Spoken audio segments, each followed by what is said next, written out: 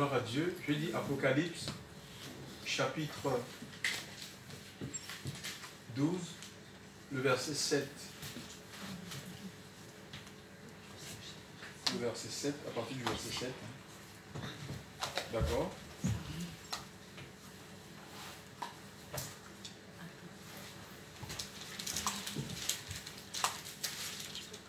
Verset 7 à 11. Verset 7 à 11 et une autre personne va lire le verset 17. Donc si on est dans la page, on nous fait lecture. Lecture Apocalypse 12. Verset 7 à 12. Apocalypse 12, 7 à 12. Oui. Et il y eut une guerre dans le ciel. Michael et ses anges combattirent contre le dragon. Et le dragon et ses anges combattirent. Mais ils ne furent pas les plus forts. Et leur place ne fut plus trouvée dans le ciel. Et il fut précipité le grand dragon, le serpent ancien, appelé le diable et Satan, celui qui égare toutes les guerres, toutes les terres.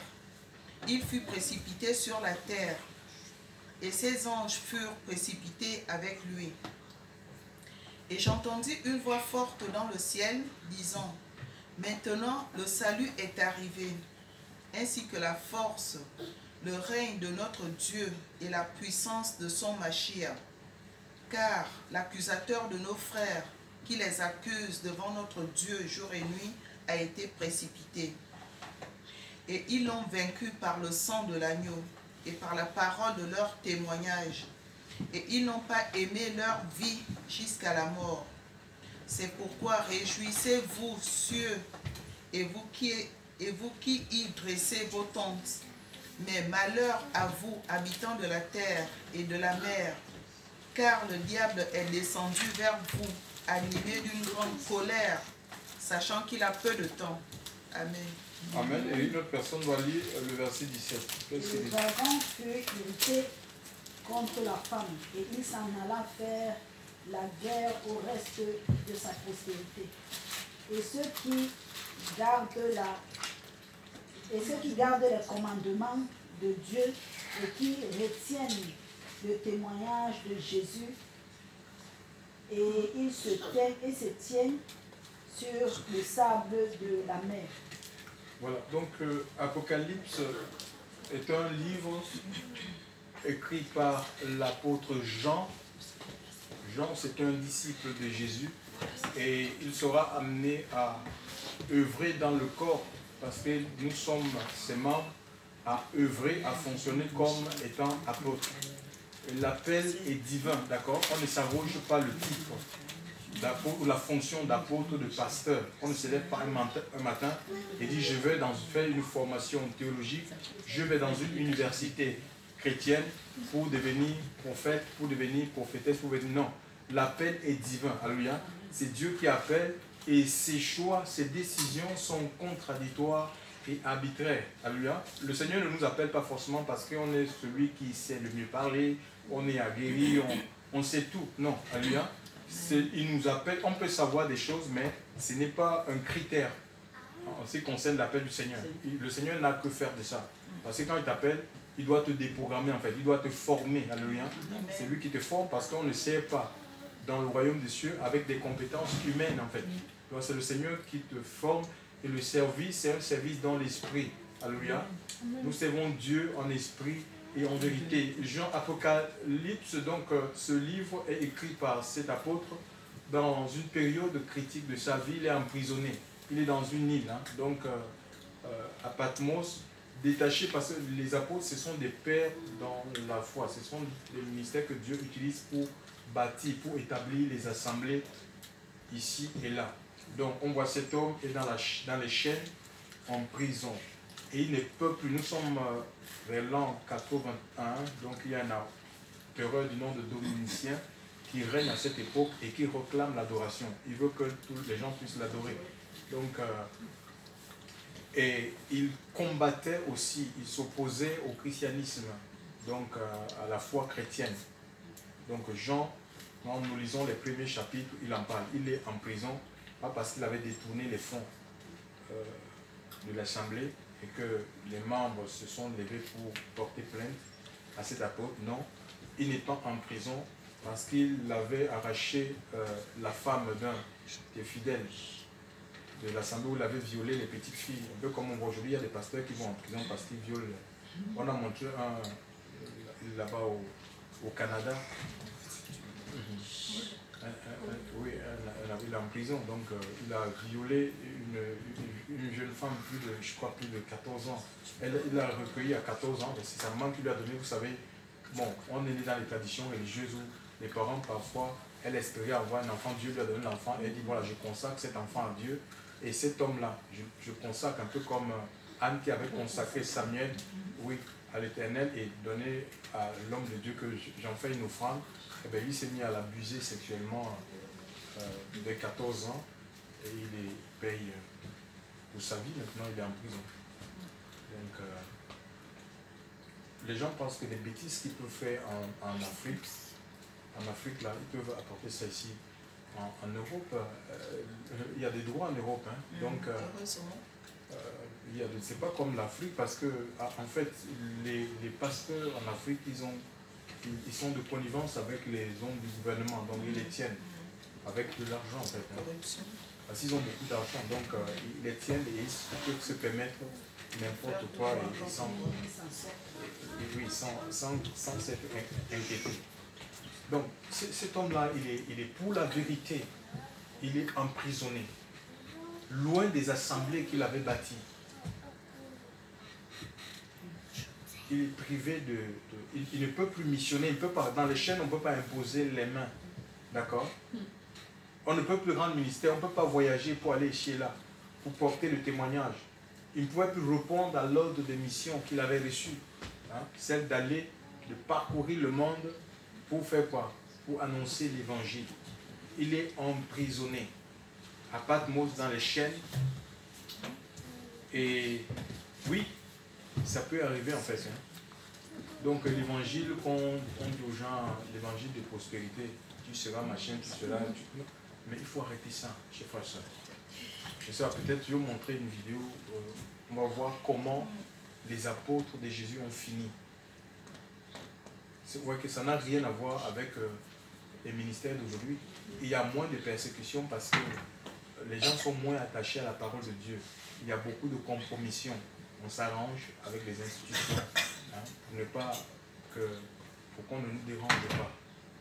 C'est pourquoi l'Esprit de Dieu est empêché d'opérer. Alléluia. Et il y a moins de miracles.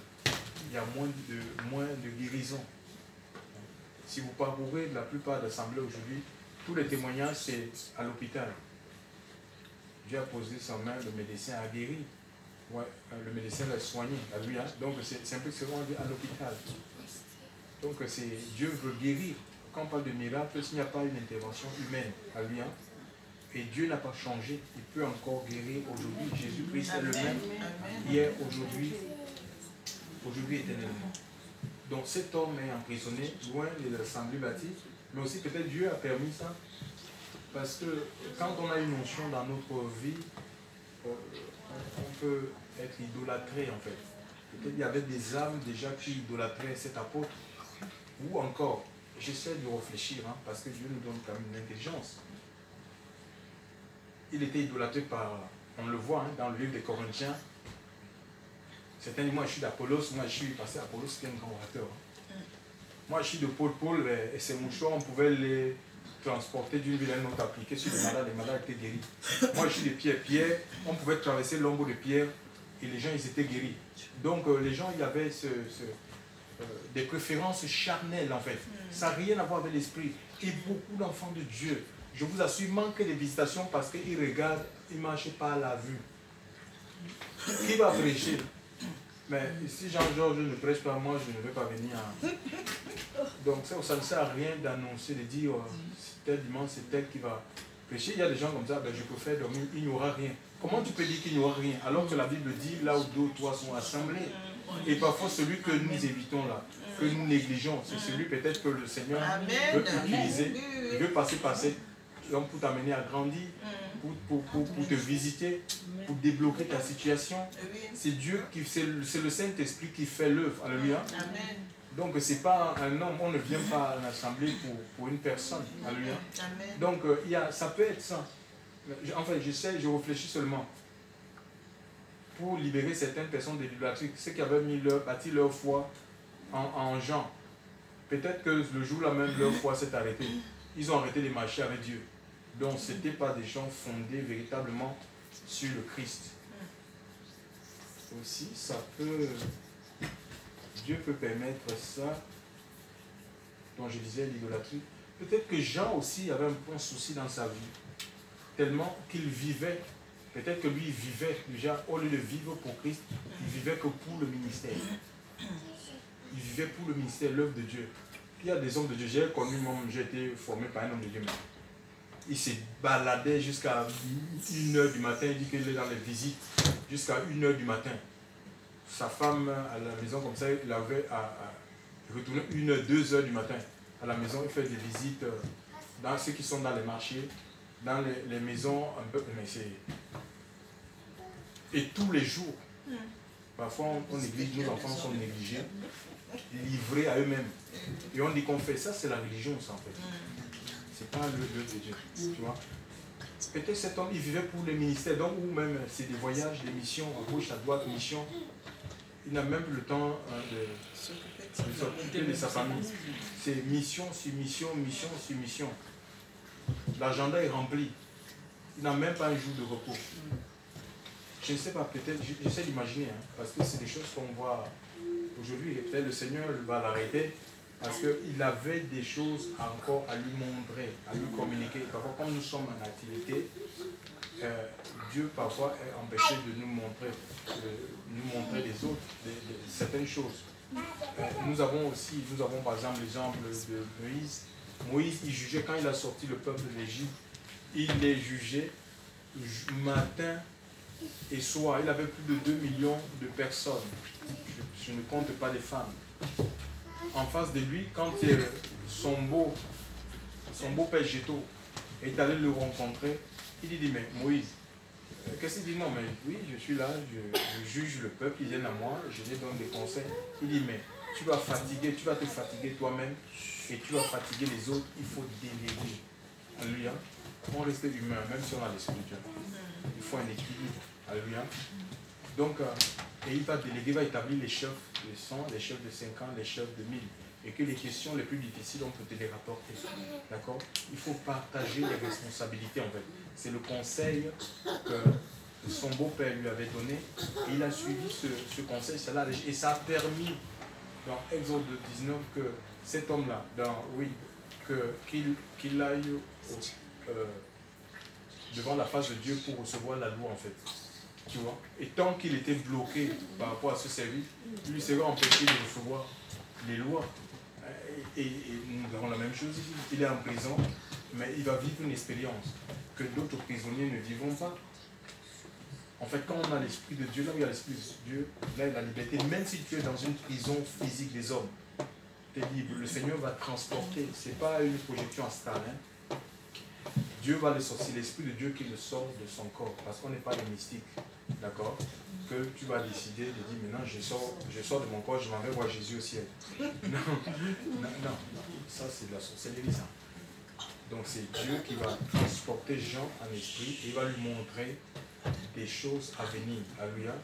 Il va voir le festin des noces de l'agneau, le mariage de l'église avec Jésus. Il va voir ça. Il va voir aussi le jugement dernier, le lac de feu. Alléluia. Oui, mais est-ce qu'on peut voir les gens brûler dans l'enfer? Oui, on peut, mais c'est une projection dans le futur. Alléluia. C'est ce qui va se faire. Ça ne veut pas dire que le lac de feu est déjà actuel en fait, en fonction. Mais Dieu peut montrer le lac de feu et des gens brûlant dans le lac de feu. Alléluia. Jean a vu parce que c'est écrit. Alléluia. Et Jean aussi a vu parce qu'en fait, il n'y a pas le temps en fait. Tu vois, tu peux voir le passé, le présent, le futur au même moment. Parce que cette guerre-là, elle a eu lieu bien avant que Jean ne vive cette expérience. Alléluia. parce que Jean, nous sommes à l'ensemble et il y a eu, c'est plus de 1400, c'est plus de 3000 ans, plus de 4500 ans en fait, avant Adam. Hein. Donc Adam c'est là, à Jean là c'est quelque chose de 4500 ans, avant que Adam, quand Adam a chuté en fait. Donc Satan l'avait visité dans le jardin d'Éden. Vous voyez? Donc, et Satan était déjà précipité sur la terre. Lui, il voit ça. Nous sommes en l'encens et Jean voit Satan précipité. Il a vu comment le diable avait été précipité sur la terre. Donc, il voit le passé, le présent, le futur. Et il va voir la grande tribulation, les âmes qui se donnent au Seigneur. Hein.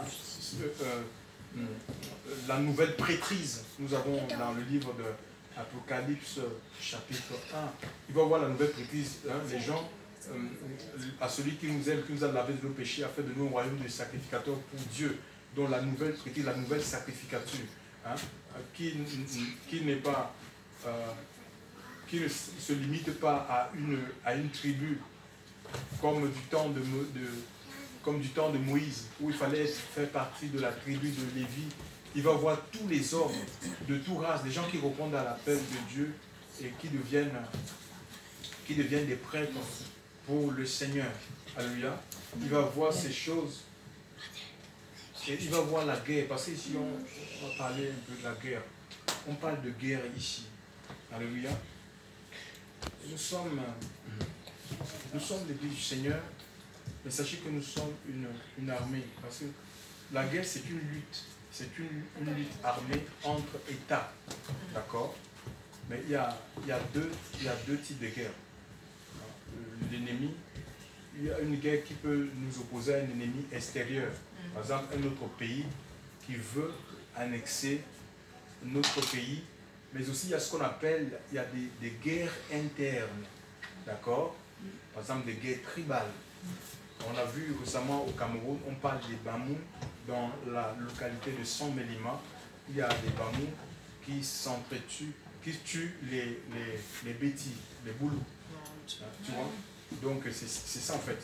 Et donc il y a deux types de guerres. Mais la pire, qui peut être la pire des guerres qui puissent exister, c'est celle qui est civile, celle qui est interne. Alléluia. Et le Seigneur va dire dans le livre de Marc chapitre 3, verset 24, que un royaume qui est divisé, qui fait face à des divisions internes, ce royaume ne peut pas, ça ne peut pas subsister. Alléluia. C'est la fin. Ce royaume va s'effondrer. Alléluia. Un pays qui est en proie aux guerres civiles, chers frères et sœurs, ce pays ne peut pas, ça sera difficile pour ce pays d'avancer sur le plan socio-politico-économique. Et c'est valable aussi pour les assemblées que nous sommes. Parce que nous sommes une assemblée, alléluia. Et s'il y a des divisions au milieu de nous, ça veut dire que l'ennemi va... Voilà, l'ennemi va régner. C'est-à-dire que l'ennemi va régner au milieu de nous. Donc c'est à nous de travailler pour conserver ce que l'apôtre Paul dit dans le livre d'Éphésiens chapitre 4, travailler pour conserver l'unité de la foi, l'unité de l'esprit par le lien de la paix. Alléluia. Pour qu'il y ait paix, il faut que les gens se parlent. Hein? Donc la réconciliation, pour qu'il y ait paix, il faut que les gens se réconcilient. La réconciliation nous conduit à la paix. Donc il ne faudrait pas qu'on garde des choses dans... Je vous assure, alléluia. Il faut qu'on se parle dans l'amour. Et si on est des enfants vraiment du royaume, désireux de grandir avec Dieu, nous allons trouver une solution, alléluia. Voilà. Donc il ne faut pas intérioriser les choses. Sinon ces choses vont devenir des poids dans votre vie et vont pourrir votre vie. Vous serez sans force en ce qui concerne la vie de prière, la vie d'adoration. Alléluia. Parce que c'est à l'intérieur de nous que Dieu vit, c'est à l'intérieur de nous que Dieu bâtit les choses de l'esprit. Donc, ici, je disais que nous sommes la guerre ici, on voit, il y a le ciel s'est divisé. Hein. Il y a une division dans le ciel, une dislocation. il y a un groupe, il y a deux groupes. Un groupe sur la conduite de Lucifer. Il sera plus tard appelé Satan, le dragon. Il a plusieurs noms, le malin, l'ennemi de nos âmes. Mais avant, il s'appelait Lucifer, ange de lumière. Dieu a créé Lucifer, d'accord? C'est Dieu qui a créé cet ange-là. C'est l'ange et sa mission, c'était de transporter la gloire. C'est un chérubin puissant, un chérubin protecteur. Il protégeait la face de Dieu. Alléluia. Il était là pour protéger la gloire de Dieu et transporter la musique. Il s'occupait de la louange, de l'adoration dans le ciel, chers frères et sœurs. Alors, comme peut-être qu'il voyait le trône, c'est parce que tous les anges n'ont pas accès au trône.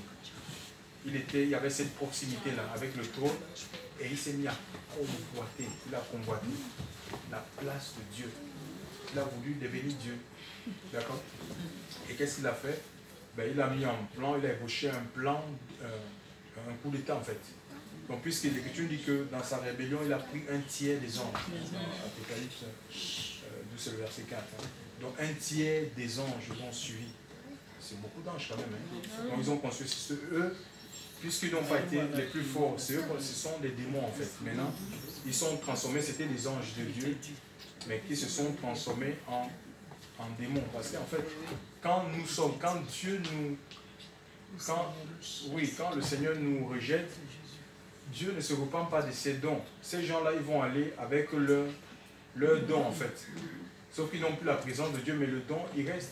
C'est comme sur la tête. Dieu crée des hommes et il met les dons en eux. D'accord? Il y a des dons qui sont des talents naturels. Par exemple, les gens, Dieu va donner le don de musique et cette personne va rentrer. On va lui dire, mais voilà, si tu veux émerger, viens, mets la main ici. Rentre dans tel ordre et la personne va commencer à faire des chants pour le diable en fait. Tu vois? Au lieu de chanter pour la gloire de Dieu. Donc c'est comme ça, il y a des dons qui sont naturels hein, et les gens ils les expriment, ça fait dans la peinture.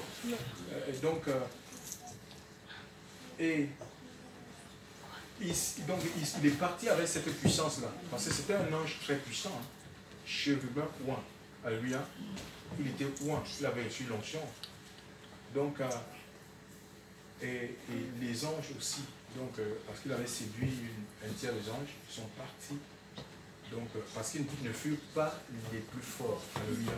Donc, ils ont été vaincus par Michel. Et aussi, en fait, nous aussi, en tant qu'Église, nous sommes une armée, en fait. Hein, parce que Satan, il a été jeté sur la terre. D'accord? Il est sur la terre. Il occupe la terre, l'espace aérien, la mer. Donc, les rivières, ce qu'on appelle les esprits des eaux et autres. Donc, ils sont dans les airs, le souterrain aussi, d'accord? Dans la forêt, les montagnes. Et il dit malheur à la terre et à la mer, car Satan est descendu vers vous, animé quoi? D'une grande colère. Et nous le voyons, sa colère s'est exprimée quand il a vu Adam dans le jardin. Qu'est-ce qu'il a fait? Il a séduit. Dieu a-t-il réellement dit? Et Dieu avait dit cela pour s'aimer quoi? Le doute. S'aimer le doute, annuler la parole de Dieu, pousser l'homme à la désobéissance. C'est son travail en fait, tu vois. Parce que Satan il rôde. Tant que tu es dans la volonté de Dieu, la volonté parfaite de Dieu, il ne peut rien. Qu'est-ce qu'il va faire? Il va chercher, il va rôder tout au long. Sache que tout au long de ta vie, il va rôder, il va tourner autour de toi. Pourquoi? Parce qu'il cherche, il détruit, il égorge. Alléluia. Il détruit, il égorge, il ruine les vies en fait. Hein. Même ça s'appelle spirituellement. D'accord? Il ruine les vies. Donc, ici, la victoire. Et que tu nous parles de la victoire, les causes de la victoire. Ces anges-là, malgré qu'ils soient des anges, parce que Michel, c'est un ange guerrier. D'accord? C'est un ange qui est exercé au combat, aux luttes. Il est formé pour ça. Il a été entraîné pour ça. D'accord? Mais ils n'ont pas la victoire, mais ce n'est pas suffisant. D'accord?